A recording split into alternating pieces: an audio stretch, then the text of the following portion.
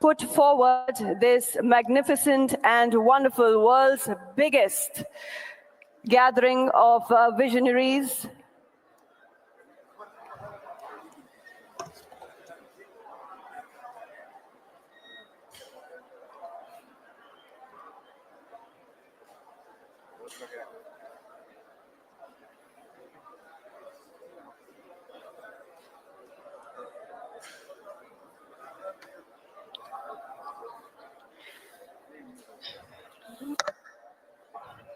Yes, ladies and gentlemen, as I was mentioning before, at this first Bharat Summit in Hyderabad that we are witnessing here today, organized by the Telangana government, yes, under the leadership of Shri Rahul Gandhi ji, Shri Mallikarjun Kharge ji, Honorable Chief Minister Shri A. Revant Reddy Garu, and Deputy Chief Minister Shri Mallubhatti Vikramarka Garu.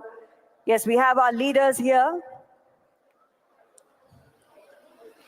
The theme of the Bharat Summit 2025 is Delivering Global Justice. We had Ms. Ann Linde and Mr. Salman Khurshid introduce the Hyderabad Declaration, and we've also, yes, Mr. Josh O.C., President Cameroon, speak to us. And now I would like to invite Ms. Marina Hay, Vice President in National Union of Socialist Youth, to please step forward and address the gathering. Yes, I request Ms. Marina Hay, Vice President in National Union of Socialist Youth.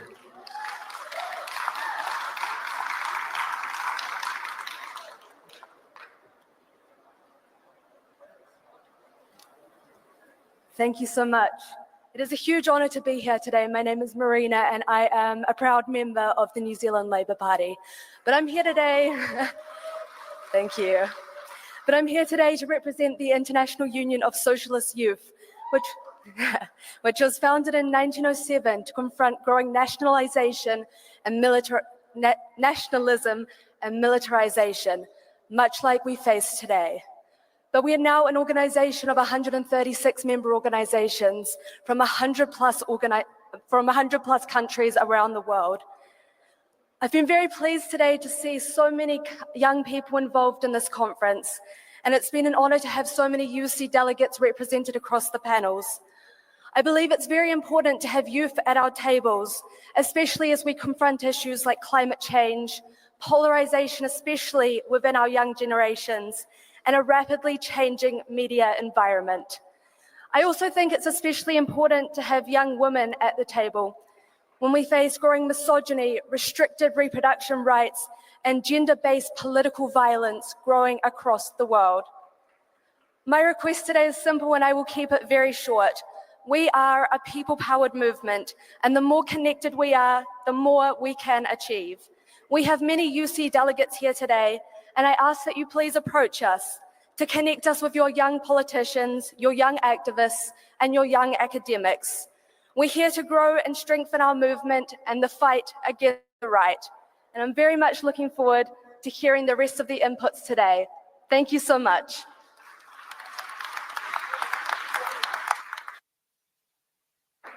Thank you so much, Ms. Marina Hay there. Thank you so much for the remarks. I now request Ms. Jessica Ortega, Citizens Movement, Mexico, to please step forward and address the gathering.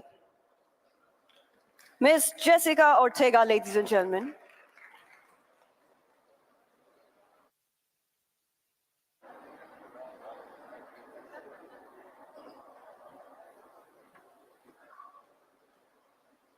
Muchas gracias. Primero quiero agradecer al gobierno de Telangana por esta hospitalidad, a todas y a todos los delegados que nos encontramos hoy aquí en esta importante reunión. A nombre de América Latina y en especial de México, mi país, quiero decirles que estamos muy agradecidos y contentas y contentos por todas las atenciones que han tenido con nosotros. Queridas y queridos camaradas, vivimos tiempos de retos. Los partidos progresistas tenemos la responsabilidad histórica de unificarnos, de articular una agenda común, de mostrarnos como la mejor alternativa política para el mundo. Por eso reconozco este encuentro y deseo que todo lo compartido aquí tenga un gran beneficio. Gracias por todo. Mi reconocimiento a Macris Cabrera, al frente de la Alianza Progresista, por todos los esfuerzos que hoy se han generado. Muchas gracias y tengan buen regreso todas y todos.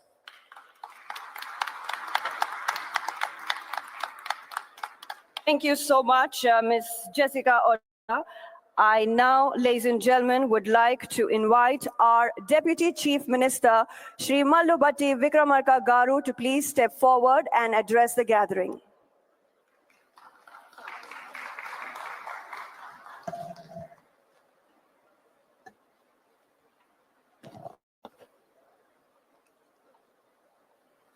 Respected our beloved leader, Sri Rahul Gandhi ji, Leader of Opposition Lok Sabha, Honorable Chief Minister Sri Revanth Reddy Garu, my cabinet colleagues, senior leaders from AICC and NDA Alliance, leaders of Progressive Alliance and Progressive International, and all the delegates.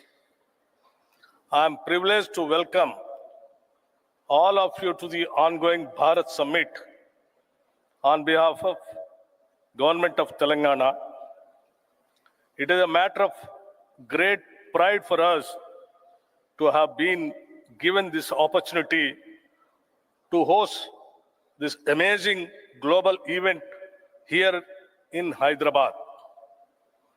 Our government, right from the first day, has put into action multiple programs which are people-centric and address the most pressing felt needs of the people. The presence of all of you here has given us the right platform not only to showcase what we have done, but also learn and imbibe the most practices of non-violence, freedom, peace, and global justice on the lines of Nyay, which is our leader, Sri Rahul Ji's vision. We do hope that this engagement will continue beyond this summit also, and we will continue to enrich our ideals, policies, and programs in days to come. Warm welcome once again. We want to make this Bharat Summit an annual feature. Thank you.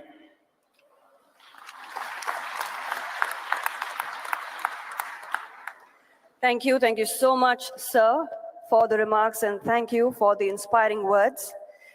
Ladies and gentlemen, Telangana government is organizing this first Bharat Summit in Hyderabad, and ever since the new Congress government assumed office in December 2023, our Honorable Chief Minister, Shri A. Revanth Reddy Garu, has started delivering people-centric development programs and schemes right from day one, uplifting the social status and standard of living of all citizens of Telangana state through various welfare schemes ushered under the Praja Palana program, marking the initiation of extensive initiative aimed at understanding and addressing the needs of the people at grassroots level. All the programs and initiatives are being led by our Honorable Chief Minister of Telangana, Shri A. Revanth Reddy Garu, along with cabinet colleagues under the guidance and mentorship of Shri Rahul Gandhi ji, Shri Mallikarjun Kharge ji, and all senior leadership of Congress Party. I now request our Honorable Chief Minister, Shri A. Revanth Reddy Garu, to please address the gathering.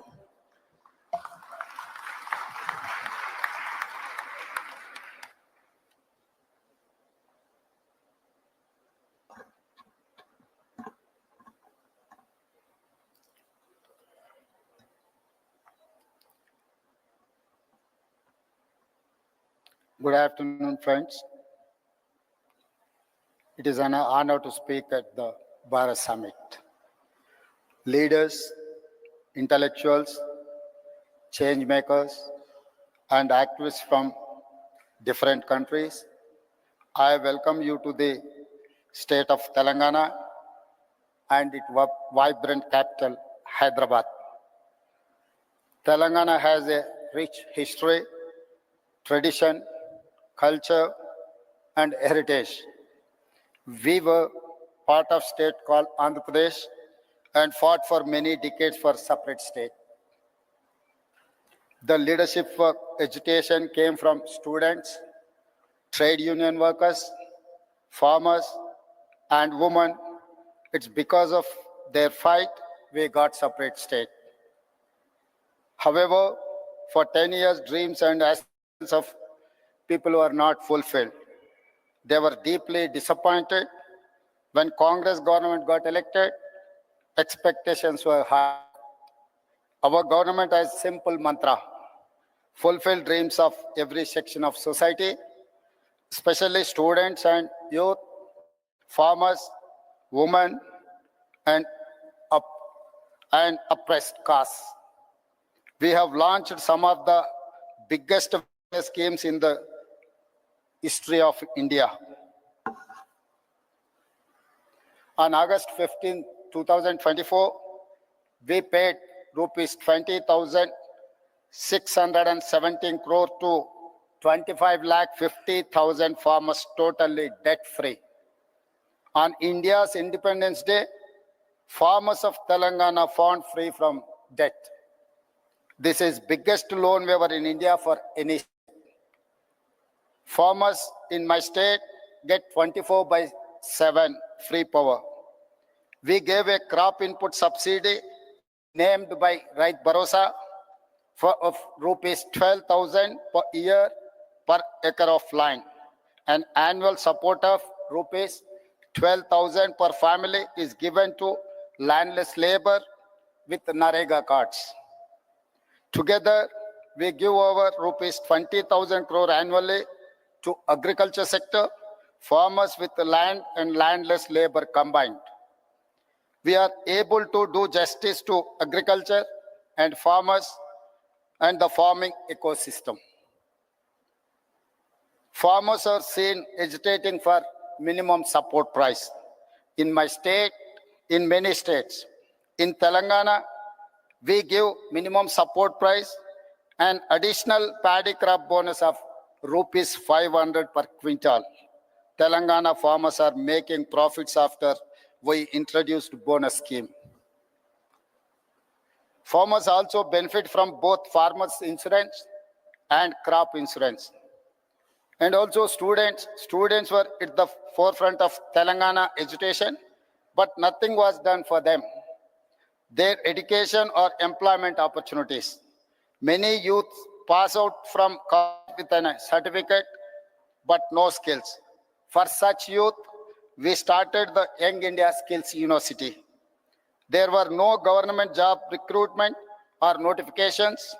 When we took charge in the first year, we could fill over 60,000 jobs in government. We now launched Raju Yuva Vikasam to fund startup dreams, covering 5 lakh youth. The Congress party has a history of understanding what people need to different times and make policies to address those needs. Pandit Jawaharlal Nehru, first Prime Minister of India, focused on irrigation and education. Srimati Indira Gandhi focused on removing poverty through programs for roti, kapda, or makan.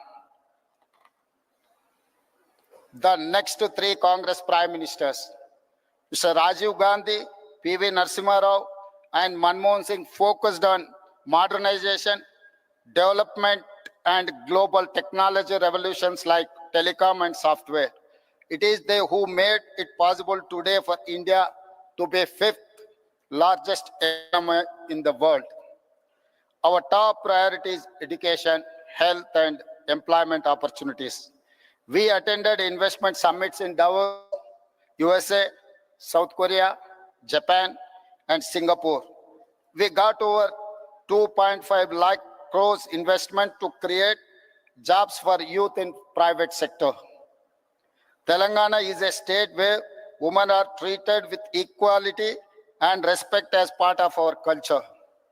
Our women have led the struggle for separate state as strongly as our men. For my government, women, farmers, and youth are most important stakeholders. We have amazing women entrepreneurs in my state.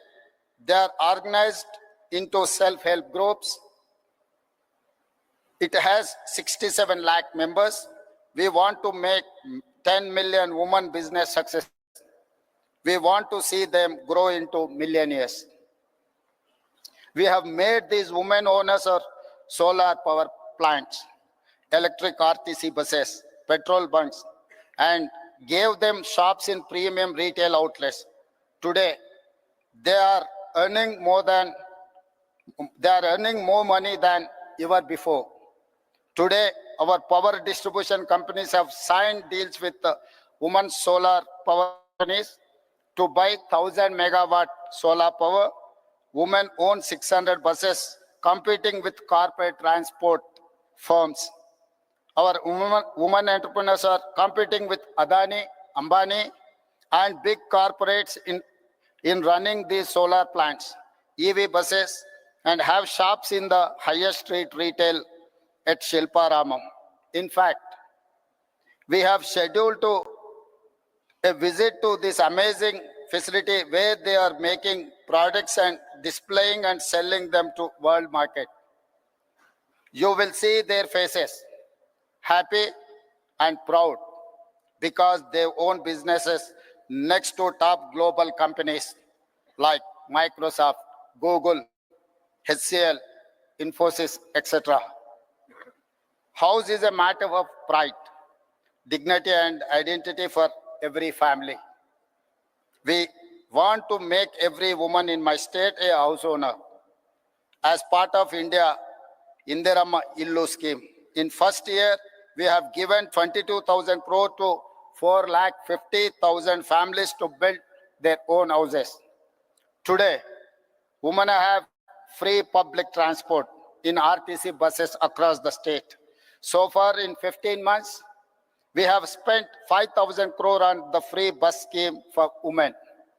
Women look after entire family, so we ensure best free rice through rations, free domestic city, and rupees 500 per gas cylinder. For our government, education and healthcare are top priorities. The Rajiv Arogya is one of the best universal healthcare support schemes, where treatment of up to 10 lakh is paid by government. We give financial assistance to citizens for healthcare through CM Relief Fund. In 1 year, we've given 1,000 crores so far.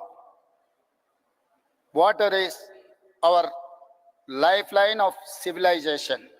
We are regenerating River Musi, 55 kilometers long, cleaning a polluted river and bringing it back to life. We are doing it for the future to protect nature, regenerate water, ensure drinking water for the city, and protect people from pollution. We have studied river and waterfront development in many cities, including River Hudson in New York, Thames in London, Sumida in Tokyo. Musi will become biggest attraction of our city in the future and create thousands of jobs. Infrastructure is crucial to fight poverty and create wealth for all. We are undertaking many infra projects to make Hyderabad a top global city. We are building future city, a 30,000 acre world-class city, a regional ring road of 370 kilometers long, and expanding our metro railway. You must have visited Charminar, Golconda Fort, Makkah Masjid, Hussain Sagar Lake, and Buddha statue. In times ahead, we will add many modern marvels. We are combining and balancing between needs for investments, jobs creation, economic growth and welfare and environment for good governance. Our approach is simple: increase government revenue to share with the poor people. We are transparent and proactive in reforms. For example, we are setting up a gig and app workers welfare policy. We have shared draft policy in public for feedback and suggestions.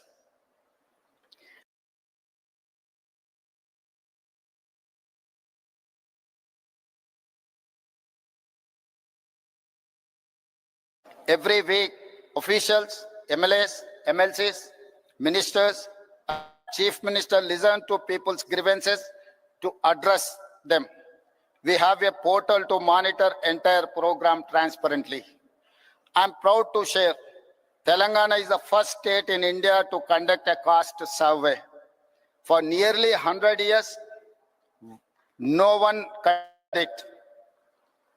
The empowerment of BCs is part of Telangana model. It is a reason why Telangana is rising. It is the reason why Telangana is a role model for OBC empowerment. We are first state in India to subclassify quota for Dalits to fulfill their age-old demand. Now, 15% SC quota is subdivided among subcastes.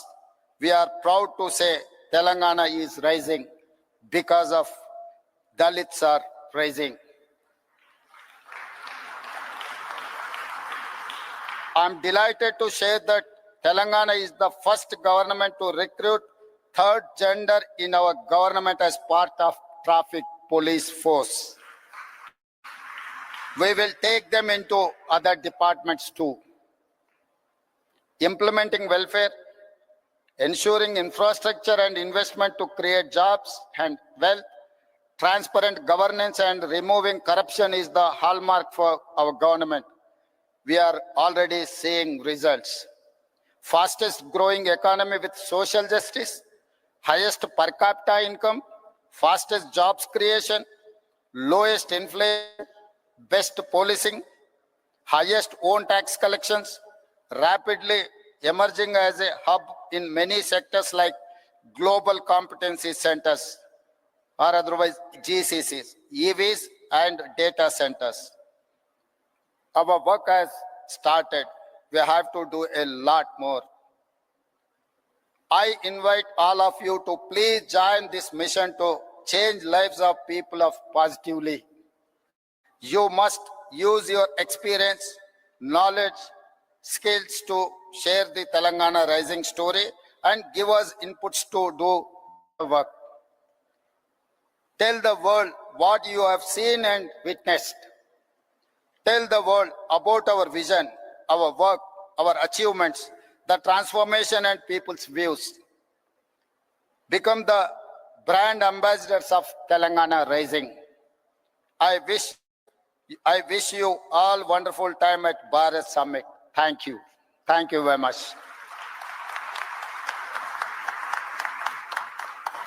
Thank you so much, our Honorable Chief Minister. Thank you for the motivating and inspiring words. And as a Telangana citizen, I'm proud that my state is hosting the world's biggest gathering of visionaries, of progressives.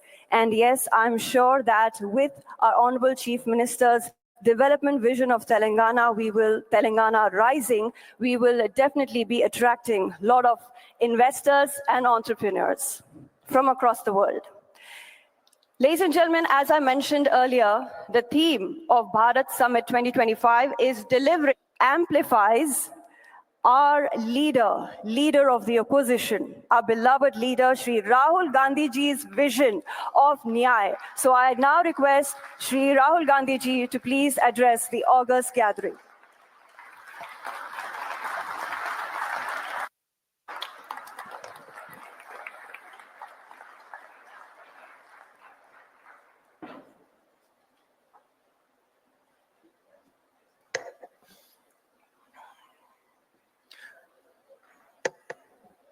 I'd like to welcome all the delegates from different countries who have come here for the summit. I'd also like to begin by thanking you for standing in solidarity with us against what happened in Kashmir a few days ago. I apologize. I was supposed to be here yesterday, but I was forced to cancel my visit here yesterday because I had to go to Kashmir and meet some of the injured people. I'd also like to thank Revant Reddy ji and the Telangana government for hosting this wonderful summit.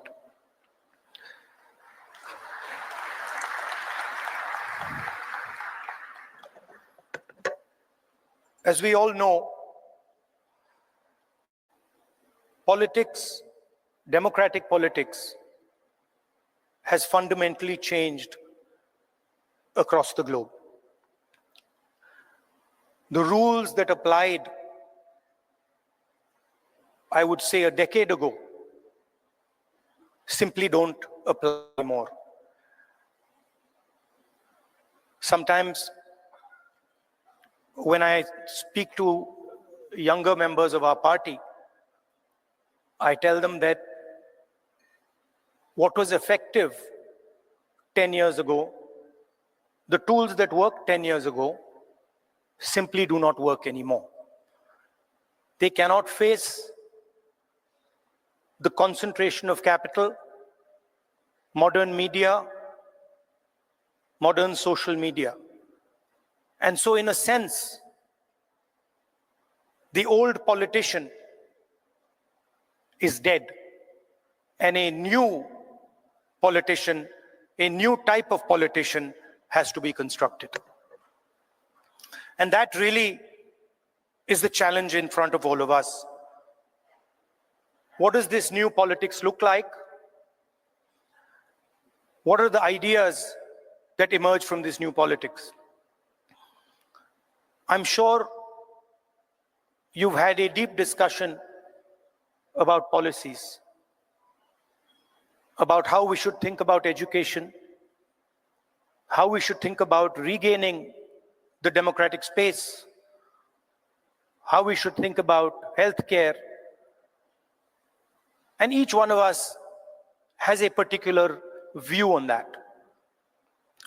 So I'm not going to delve too much into the policy positions. I'm going to talk about what I think is the correct lens with which to approach our politics. Some years ago, we in the Congress party felt completely trapped and isolated. This new politics, aggressive politics, a politics where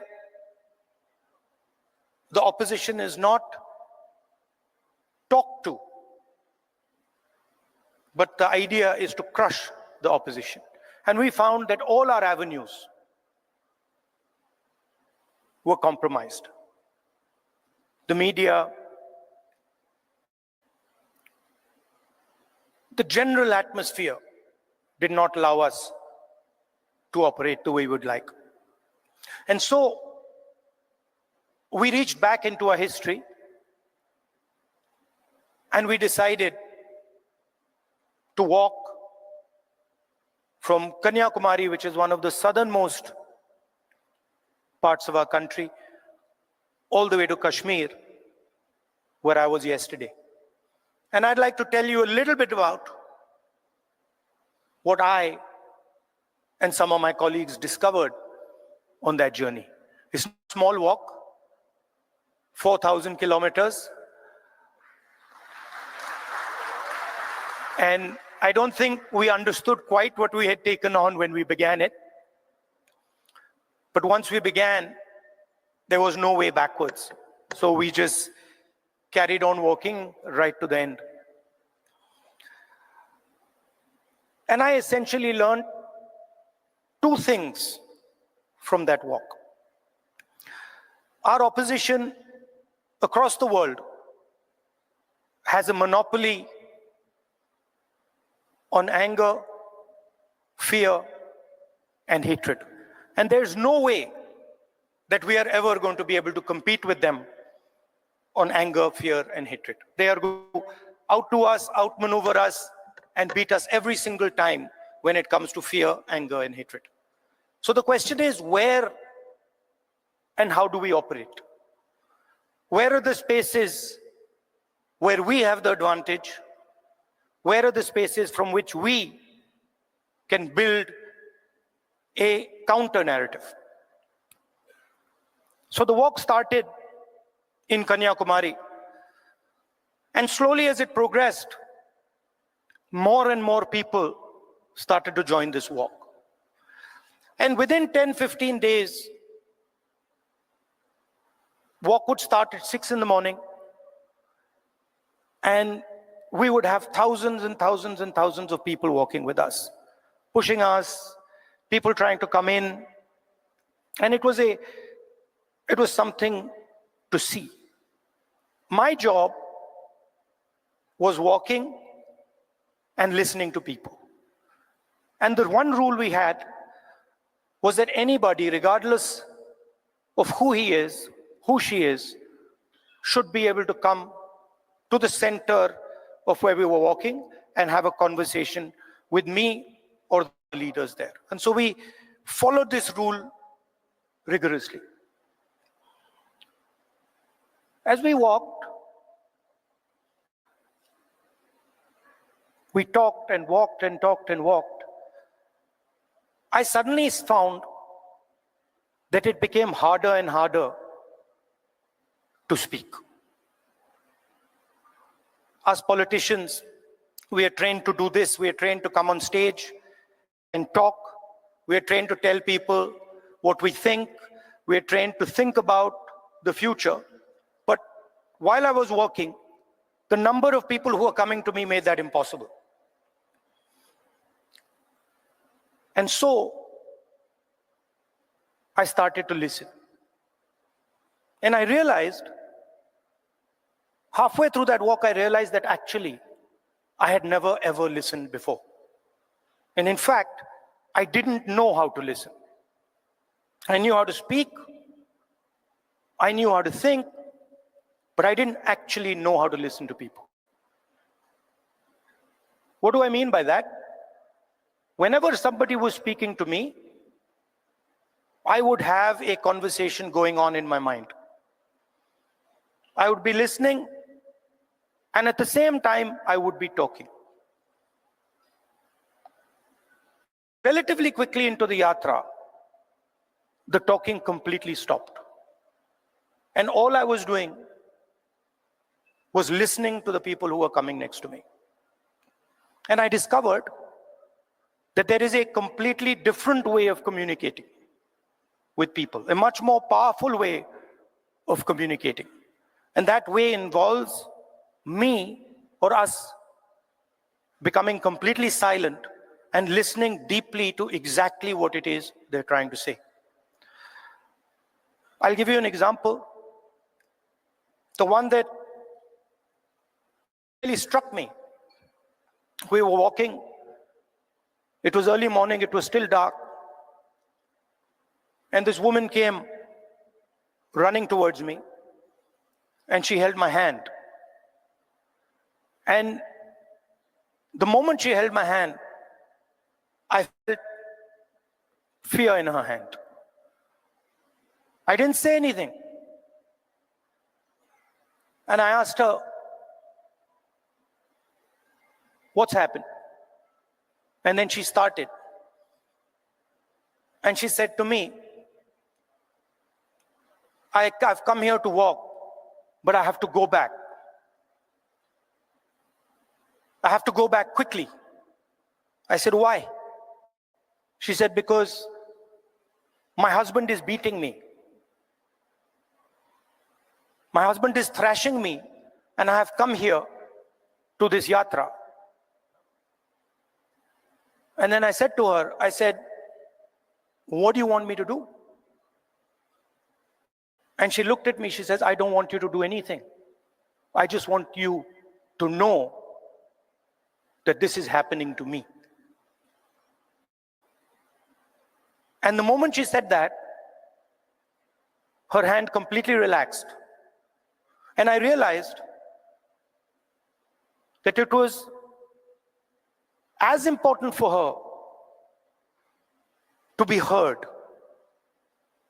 for me to understand and us to understand exactly what it was that she was going through. That was as important as any action we could take. And in 1 second, she transmitted to me what millions and millions of women go through in their lives. So our opposition really does not know how to listen, because they already have all the answers. They know exactly what is supposed to be done. And this is completely flawed, because it is the people who know what has to be done. And if there is one thing that we have failed at with all the social media and all the modern communication methods, it is that we have, as politicians, failed to deeply listen to what our people are trying to do. And this is the space where we can really operate, because our opponents have completely vacated this space. They're not there. They don't exist there.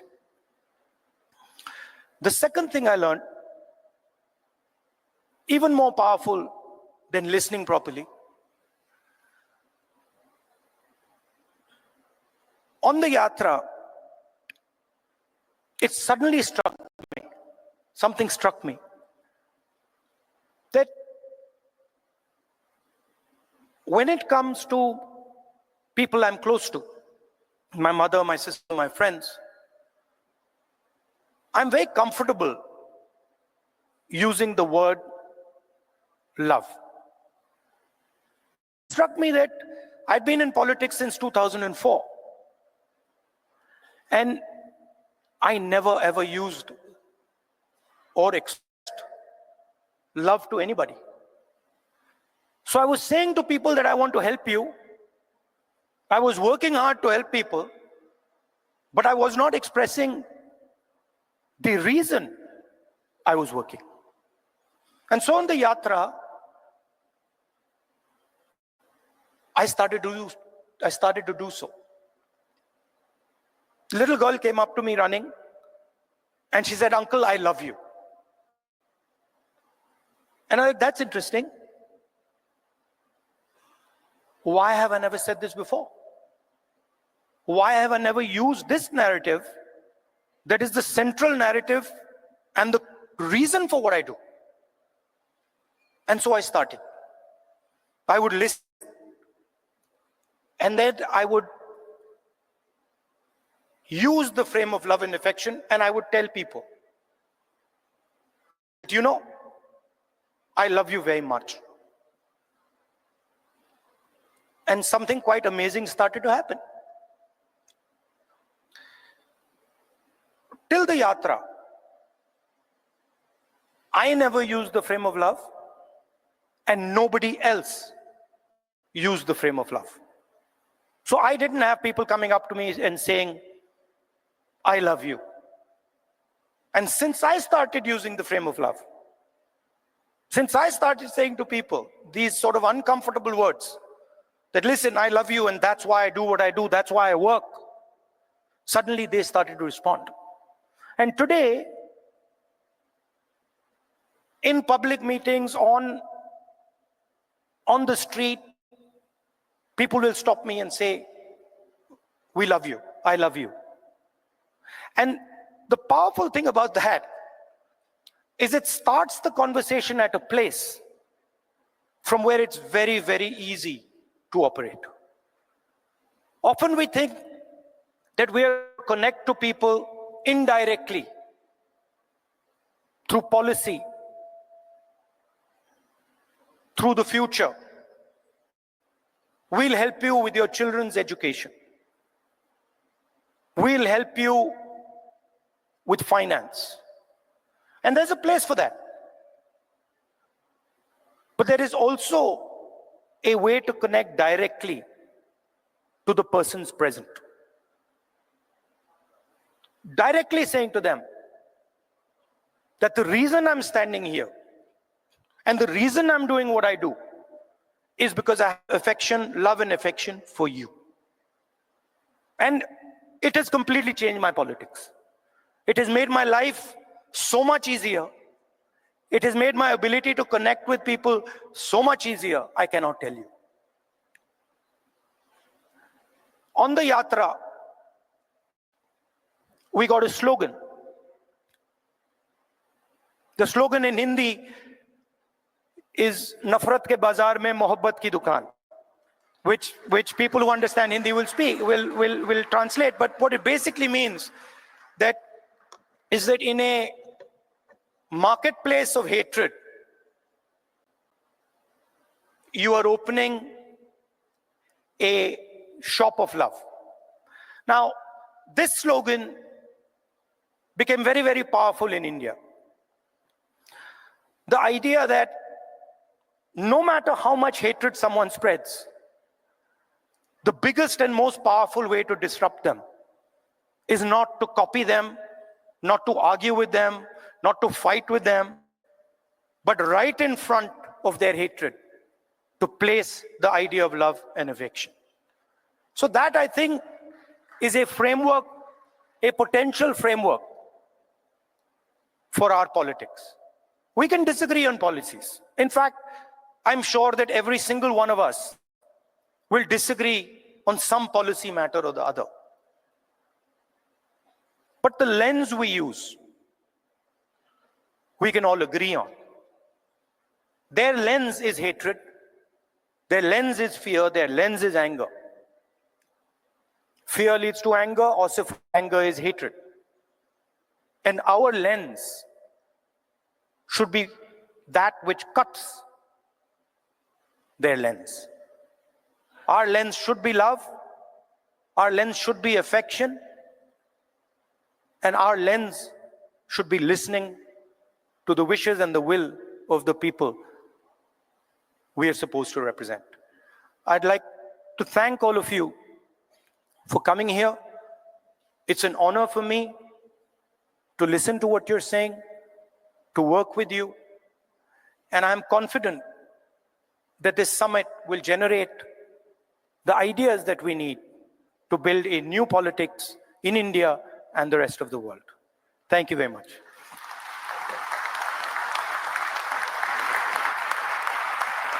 Thank you so much, Shri Rahul Gandhi ji, ladies and gentlemen, always motivating and inspiring us.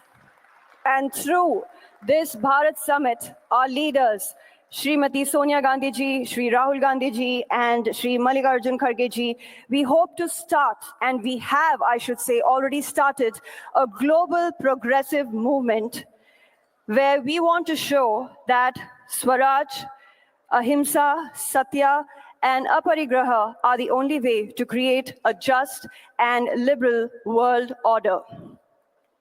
Ladies and gentlemen, we now will be watching a solidarity video message from Mr. Wayne Swan from Australia. So can we have the AV, please?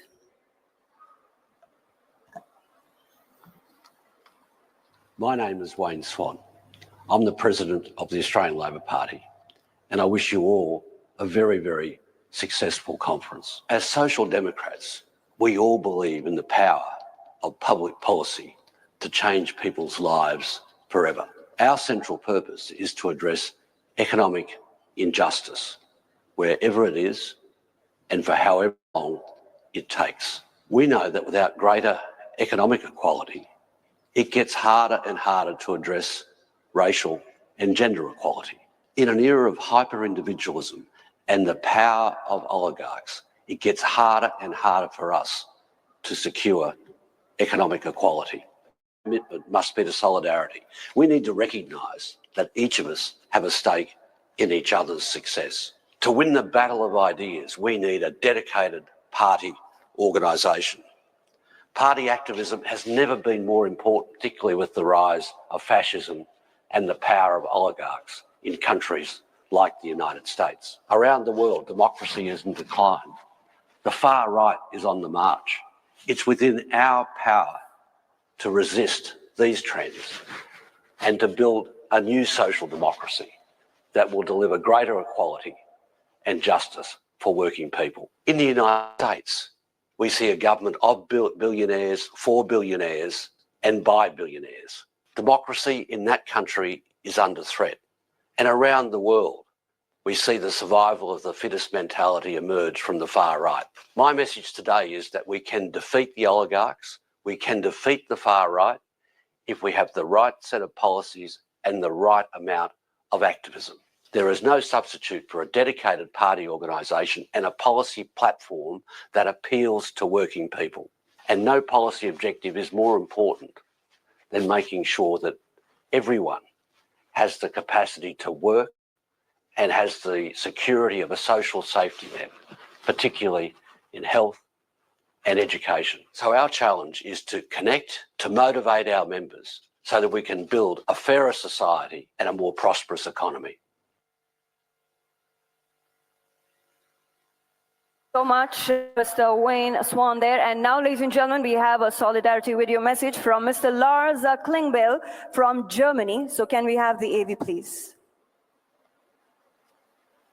Dear comrades and friends, dear Rahul Gandhi, on behalf of the Social Democratic Party of Germany, I would like to convey the warmest greetings. I would like to thank Rahul Gandhi and the Indian National Congress for hosting this international conference. Unfortunately, I cannot take part today. As many of you know, we are in the midst of forming a government in Germany. Dear friends, the issues we're facing in Germany and in Europe are closely connected to the topics you are discussing on your conference. Our international rule-based order has come under great pressure. Almost on a daily basis, we are witnessing attempts to disrupt, to undermine, and to circumvent the rules, values, and institutions that define and structure the very ties that bind us together in this world. Unfortunately, we are witnessing the increased questioning of these achievements. Threats, blackmail, and strong armed tactics are replacing negotiations and the belief in corporations and the search for common interest. Attempts are being made to replace the rule of law with the rule of might. These developments must be stopped. We need to return to the universal acceptance of the rule of law. We need to strengthen and improve the institutions of our international rule-based order. Dear Rahul and dear friends from the Indian National Congress, I would like to thank you for organizing and hosting this international conference. In the face of recent developments, an international conference that aims to discuss how to deliver global justice is more than timely. I take it as a sign for hope that members from Progressive Alliance, Progressive International, and a delegation from the Socialist International are convening together on this weekend in India. This conference and the work you are doing is vital to find the answers to the pressing questions of our time. In order to battle the rise of right populists, we need progressive, democratic, and social responses. Dear comrades, this conference is an important step to the right direction. I look forward to further strengthen our cooperation. Let us contribute to a world that is more just and enables us all to live in dignity, prosperity, and peace. I wish you a successful conference. Thank you so much, Mr. Lars Klingbeil there.